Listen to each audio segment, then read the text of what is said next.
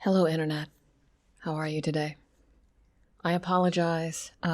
This will be a quick one. It's not Friday, but I wanted to do this one because a lot of things have happened over the weekend and it's a bit serious. So I wanted to address what a young lady asked me a few weeks ago about how did it start for me? How did the narcissistic abuse start for me? First off, this will be a little serious, but I am talking from the perspective of a person who has gone through an abusive marriage and familial abuse. So I will say briefly, the groundwork started family-wise, right? You get groomed.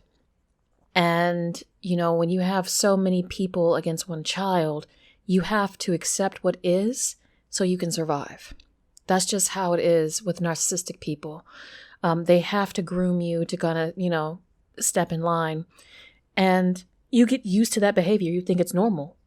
You think that people who have normal relationships are like Leave It to Beaver and it's boring. But your chaos, excuse me, your chaos is normal to you and a torrent to them, right?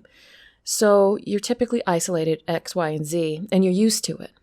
Now, for the young lady who asked me earlier, how did it start? When I dated my former spouse, it didn't start right away, right? Because we were in different economic status. I had my own place. I had my own car. I had my own job. Like I was very independent. And you see, independent people who are powerful, people who have light, that is like narcissistic lighthouse, right? They see that you have your shit together and they don't. And so they try to get their shit together by proxy.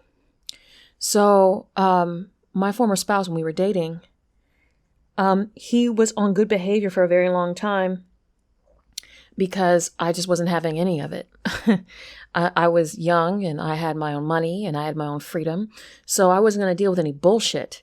And so, I didn't really like him right away either. You have to understand, like, he knew that I didn't really find him attractive because I was dating other people. And he knew he had to work for me, right? He had to really work. And narcissists will do that. They'll put in the work if they think it's going to be beneficial for them in the long run. So after all that, he put in that work. He was always taking me out and doing romantic things or whatever. I basically say the love bombing. That's what they call it, and heat checking, I think that's when I got angry with him, I just refused to talk to him. And I just basically blocked his number. He would find other ways to get to me. I guess that's what they call the heat check. I don't really know the terminology, but I think so. So he was very, very aggressive. I call it the full court press. Extraordinarily aggressive to make sure that I was going to be his woman, right? So how it started, and I think I made a post about frog in boiling water, I have to go and find it. But how it started was he started to test my boundaries. Like I already started to kind of fall for him and he knew it, right? But he didn't pull the full narcissistic plug right away because he knew that if he fucked up, he was going to get kicked to the curb. He already knew that other dudes was trying to talk to me. It was a soap dispenser.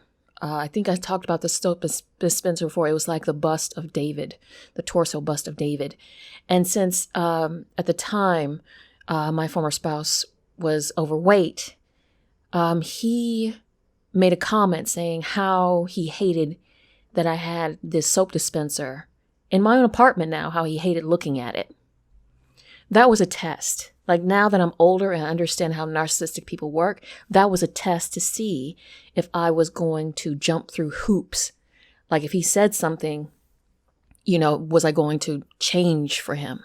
And I did, because I didn't understand I didn't understand back then what was going on. And I didn't understand how not right in my spirit I was about myself. I didn't realize how low my confidence was because, I just kind of was doing my own thing. I was just glad I had my own freedom.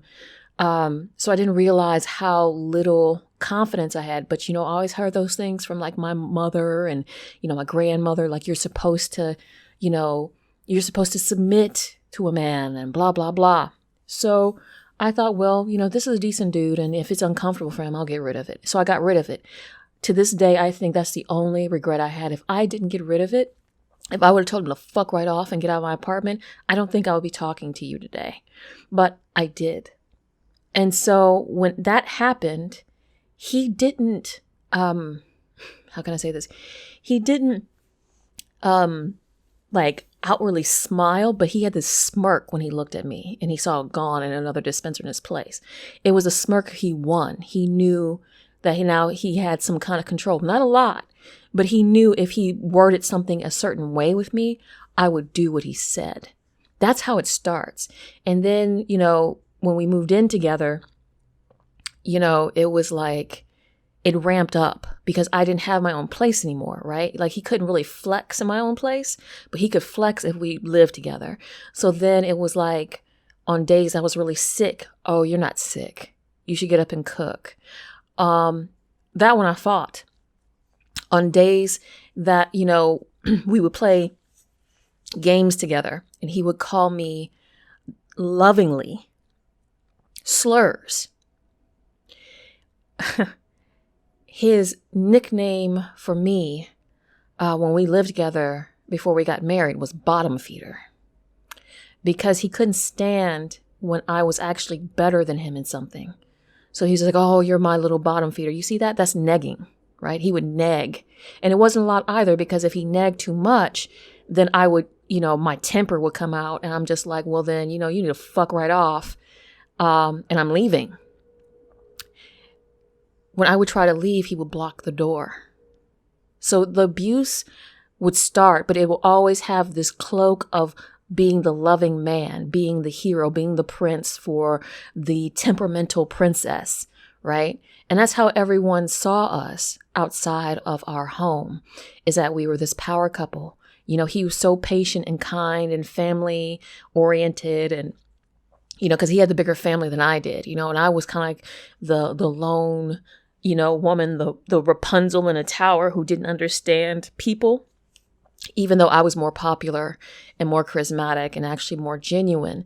But the way that he wanted to spin it is that, he had me tethered. My natural personality was of his molding. And since, I had all these horrible things in my head about what a relationship should look like, I let him do it because it made him look good. You see this? So it always starts small at first. It always starts, your boundaries are always going to be tested. And you'll know it because your gut's going to say, I wouldn't say that to somebody else. I wouldn't do that. Like if I go into your place, do you think I'll say, oh my God, I love the color of your wallpaper, but that rug, it just clashes. Like that's an insult. This is your place, right? This is your place. Or if I say, oh, you won, you just were lucky this time because, your intelligence is, just imagine being negged. So that's how I basically got controlled, was a mixture of guilt and negging and then slurs. And after that, it ramped up. After that, it became physical abuse, public verbal abuse, and isolation and financial abuse. And so that's how it started. I hope that helps, Internet. Thank you for the question.